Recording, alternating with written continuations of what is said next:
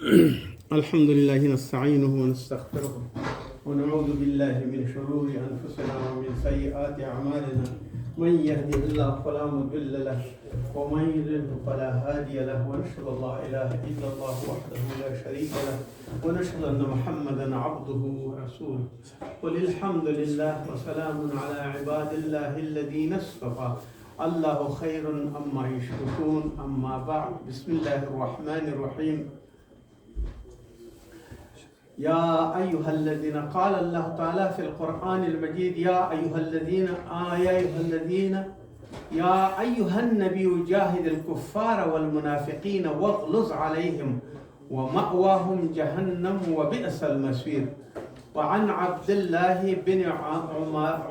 عمر رضي الله عنهما عن النبي صلى الله عليه والسلام قال: 4 من كن فيه كان منافقا، وإن كانت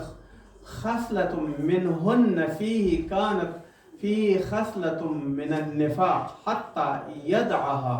من إذا حدث كذب، وإذا وعد أخلف، وإذا خاصم فجر، وإذا عاهد غدر. رواه البخاري ومسلم. أما بعد، زما د ایمان او د اسلام رونو، نن زمون د وعظ عنوان نفاق یا منافقت دی، او د منافقینو په برخه کې د رسول الله تعالی هدایت او د رسول الله صلی الله علیه وسلم احادیث پرانا کې په دې باندې بحث کوو.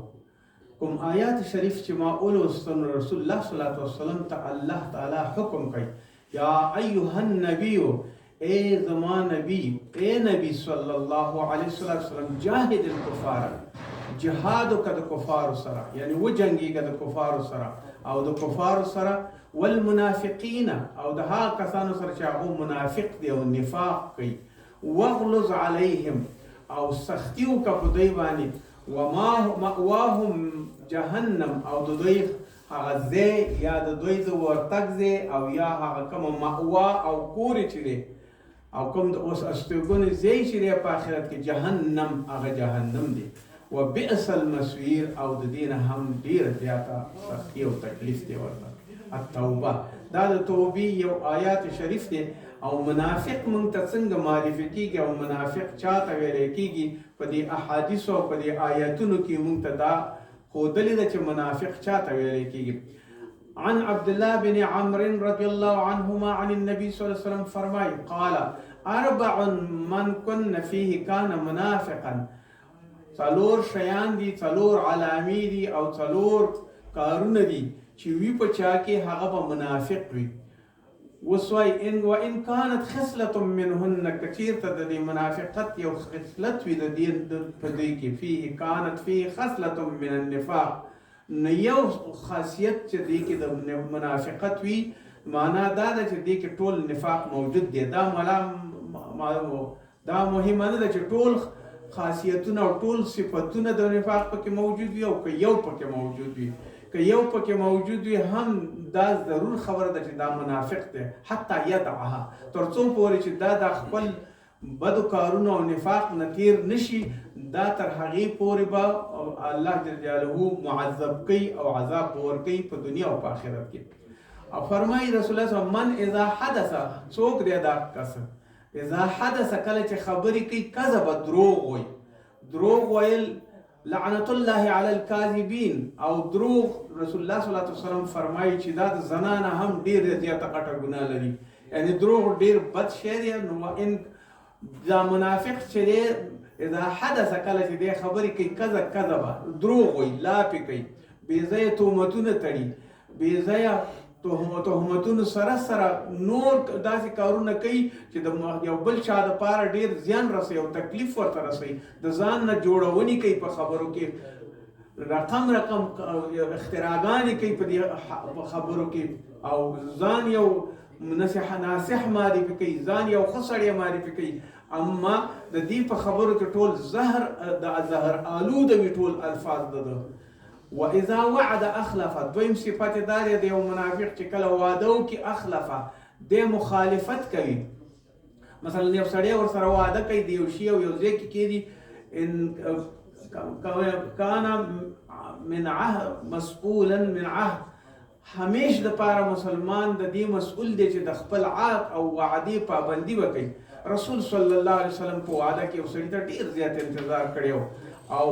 د ځینو خلکو داسې چې کلونه به وعده وکړه هغې ته به انتظار کوو. نو وعده یو بهترین شی دی، یو ځل چې دې سره یمین وشي او وعده باندې یو قرارداد وشي هغې باندې پابندي کول ضروري خبره ده. د امام د امیر المؤمنین په وخت کې د معاویه صاحب په وخت کې معاویه صاحب د خپله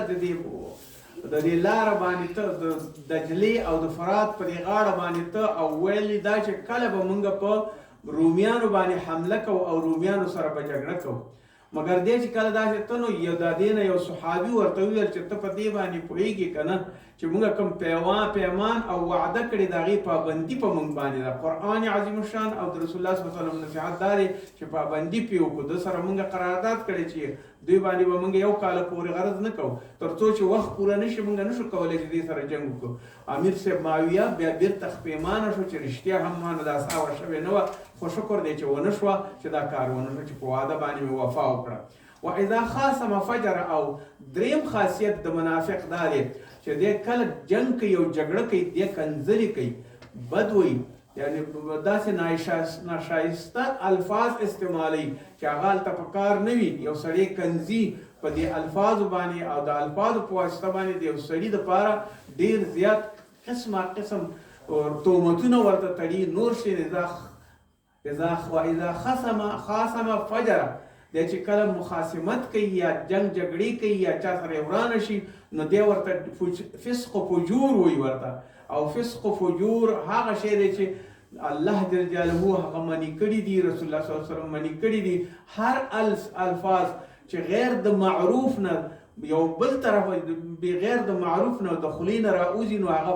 فجور دي او باید فسق و فجور نه سړی لرې شي، ځکه هغه یو ډېرې غټې ګناهګارې دي. و اذا عاهد، څلورم صفت د دې منافق دا دی کله چې در سره واده وکړي نو غدره دی غدر کوي، د وعدې اختلاف او معاهده. وعده دې ته وایي چې تا یو بل سړی دې سره ځان سره وعده وکړي چې ما به زه به دا کار نه کوم، دا وعده شوه. او معاهده دې ته وایي چې د یو بل مقابل جانب سره تا عهد کړی وي. مثلا ځینې سیاسي او ډیپلوماسي معاهدات دي په سیاست کې چې یو مملکت د بل مملکت سره، یو دولت د بل دولت سره، یو هیواد د بل هیواد سره معاهدات لري. په دې معاهداتو کې ډیپلوماسي هغه څه جرمونه چې دي، په دې کې هغه ډیپلوماسي مسائل چې دي، په دې کې هغه ډیپلوماسي کړنې چې دي او یا معرفي کول دي د یو سفیر او بیرته راتګ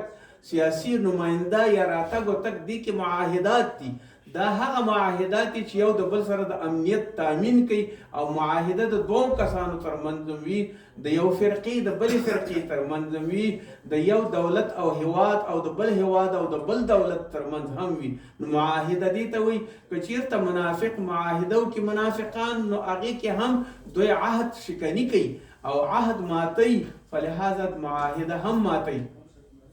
دا هغه څلور صفتونه دي چې په دې کې راغلي دي چې یو منافق به دا صفتونه به لري. او فرمایي په حدیث شریف کې فرمایي عن ابي هريره رضی الله عنه فرمایي قال رسول الله صلی الله علیه وسلم، رسول الله صلی الله علیه وسلم فرمایي آیت المنافق، نشانی د منافق څه دي؟ ثلاث، درې دي. انه مسلم ثم دا مسلم بیا دا حدیث کې راوړي دي چې دا درې اتفاقات دی راوړي دي. درې اتفاقات کم یو دي ځکه د بخاري شریف دا په اساني حدیث او د مسلم سره یو ځای، دلته یو مسلم شریف په یو بل حدیث کې دا وایي چې دا درې شیان دي، ځکه په دې باندې اتفاق دی د دې چې اذا حدث کذب، کله چې دې خبرې کوي نو دروغ وایي، یو دا شو. و اذا وعد اخلف، او کله چې وعده وکړي نو دا مخالفت کوي د خپل وعدې سره، د هغې پابندي نه کوي. و اذا اوتمن خانه، او کله چې ورته امانت وسپارل شي نو امانت دی خیانت کوي. امانتونه په څو قسمه باندې تقسیم شوي دي. یو دا چې مال او داري او دا شی نه ورته سپارل شوي وي هغه وساتي. دویم دا چې د امانت دپاره یوه کرسۍ او چوکۍ، یو منصب ورته په حکومت کې او په یو ګورنمنټ کې ورته ملاو شوی ورکول شوی، په هغې کې دی خیانت نه کوي او امانت ټینګ ساتي او ځان کله مخالفت نه کوي. او بل امانت هغه امانت دی چې یو سړی یو چاته یو خبره کوي چې زما خبره امانت وساته، مګر دی دومره چغلګر وي چې د دې دا خبره افشا کوي او د یو ځای نه بل ځای ته وړي او هلته یې رسوي. دریم خلک هغه دي چې کله یو امانت وګوري نو دا من حیث د یو تربګنۍ او دشمنۍ استعمالوي، خلکو ته داسې معرفي کوي چې دا خبرې داسې دي او داسې دي، نور خپلې خبرې ورکې کوي د هغه امانت په مقابل کې تر څو پورې چې خلک وجنګي او خلک بې اتفاقه کړي. او علما فرمایي النفاق فی اللغة، نفاق په لغت کې هو من جنس الخداع، دا د هغه تیروتنې یعنی دروغګویي او د هغه فریب څخه عبارت دی، والمکر او د مکر څخه عبارت دی، و اظهار الخیر او دا په خپله خوله باندې اظهار د خیر کوي چې زه ګینې د خیر خبرې کوم، و ابطان خلافه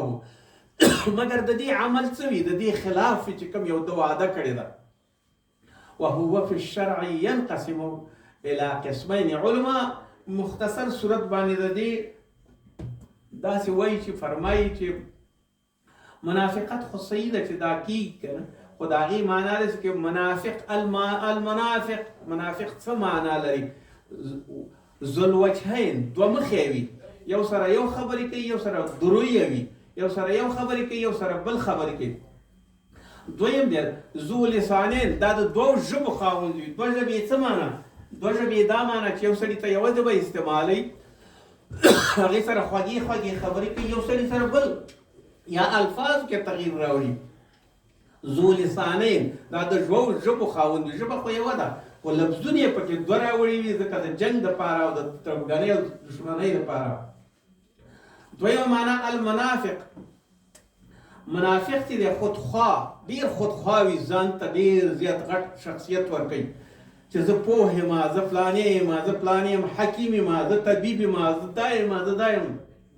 زه عالم یم، زه په هر څه باندې پوهېږم. دا هغه څه دي چې دا خودخواهي د ده ده،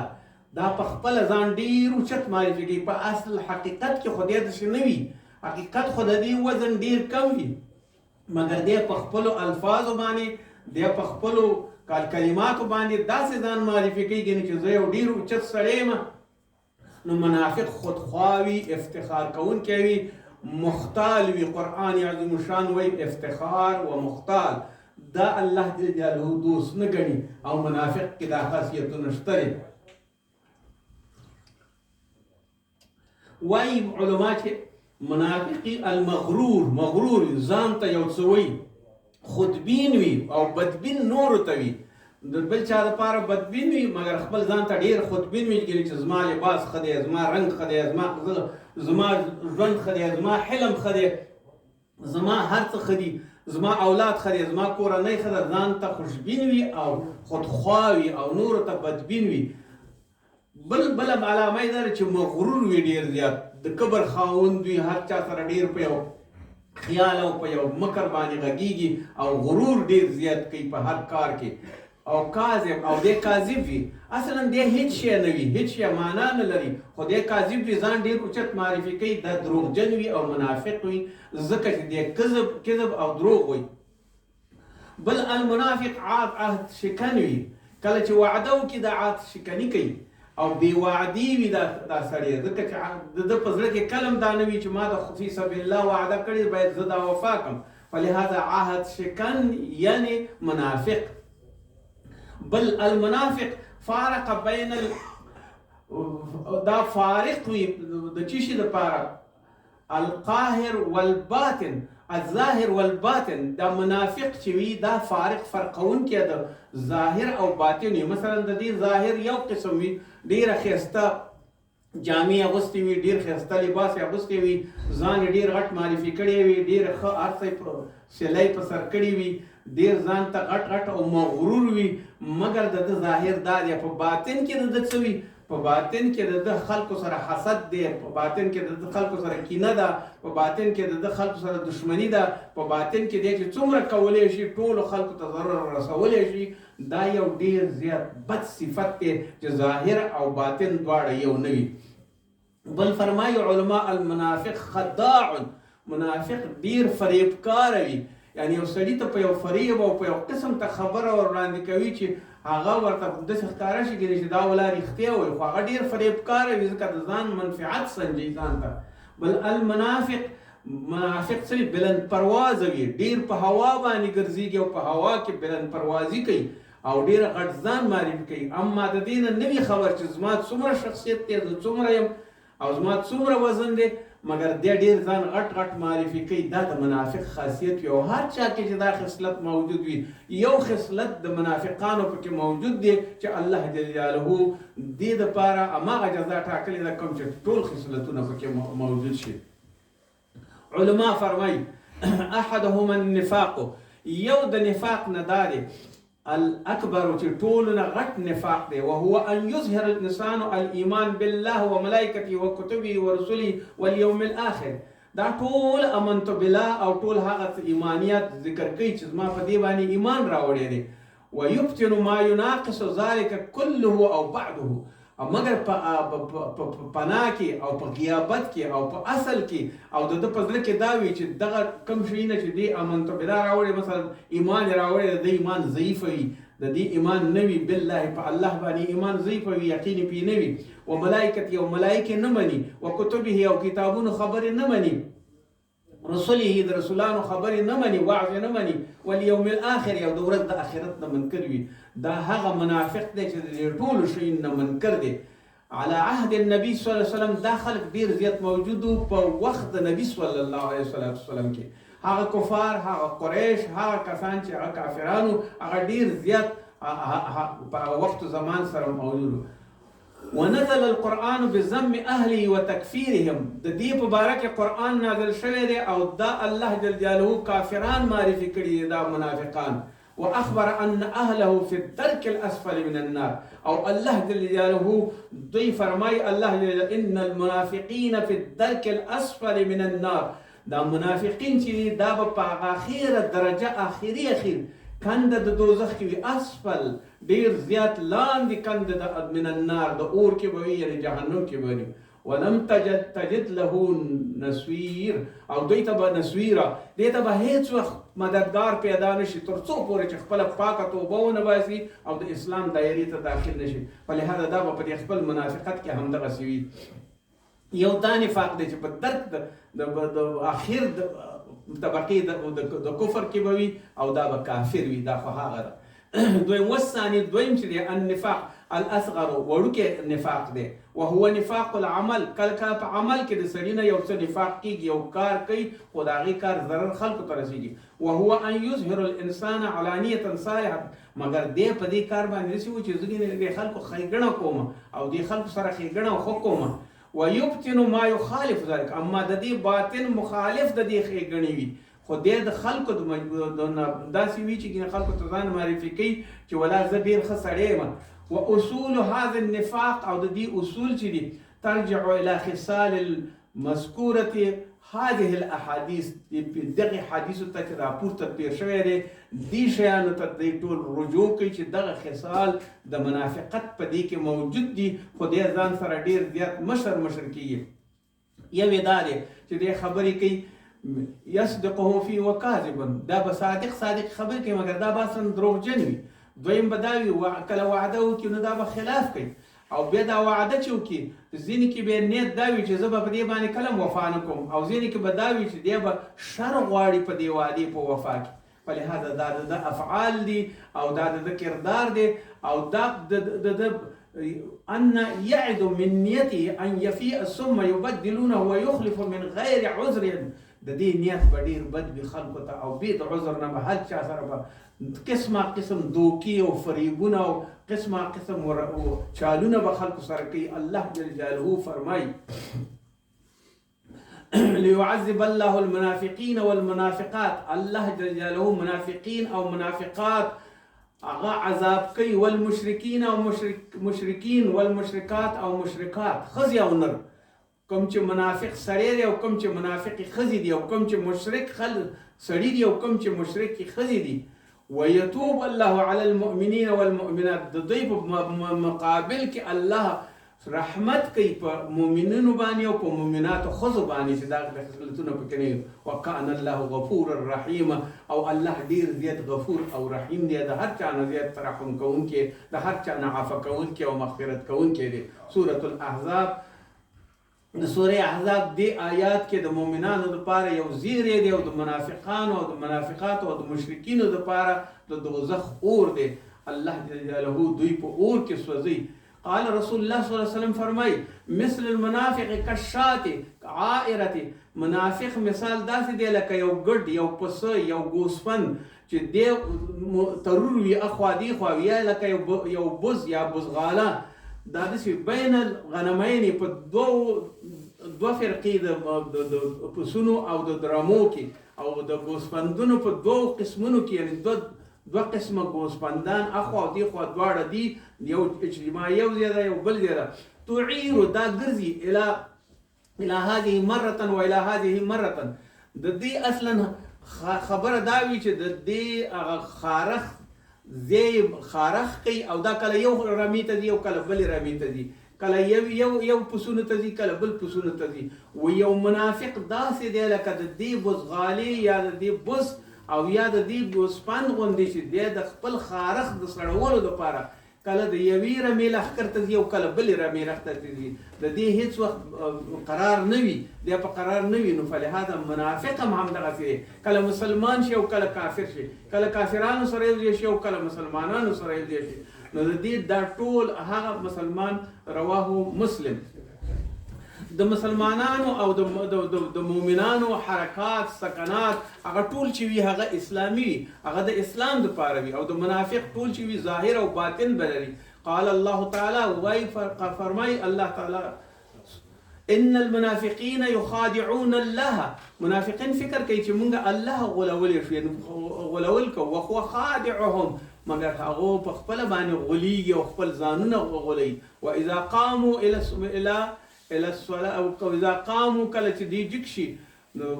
مذبذبین بین ذلک، واذا قاموا دوی چې کله شي دا مذبذبین، دا دوه رقمې مذبذب وي. آیا منځ کوم کوی نه کوم، مسلمان شم که نه شم، ښه کارو کوم که ونه کوم، معروفاتو کوم کوی نه کوم، دا مذبذبین دي، دا په دوو جالو باندې ناست وي، یو مستقل حیثیت او یو نیت او اخلاص نه لري، دا مذبذب خلق دي. بین ذلک،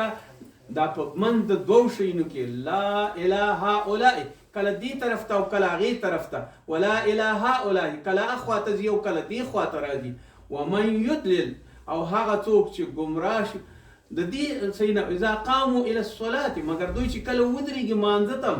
څه کوي؟ قاموا کسالا، دوی سستی کوي په مانځه کې، یعنی وخت تېروي، صرف خلکو ته ځان ښیي چې زه ګینې لمونځ کومه. و یراق الناس، دی د خلکو دپاره ځانونه ښیي او ظاهر شکل باندې دی لمونځ کوي. ولا یذکرون الله الا قلیلا، مگر دی د الله نوم نه یادوي مگر د خدعې او د فریب دپاره یادوي. مذبذبین، دا دواړو لارو کې مذبذب دي. بین ذلک،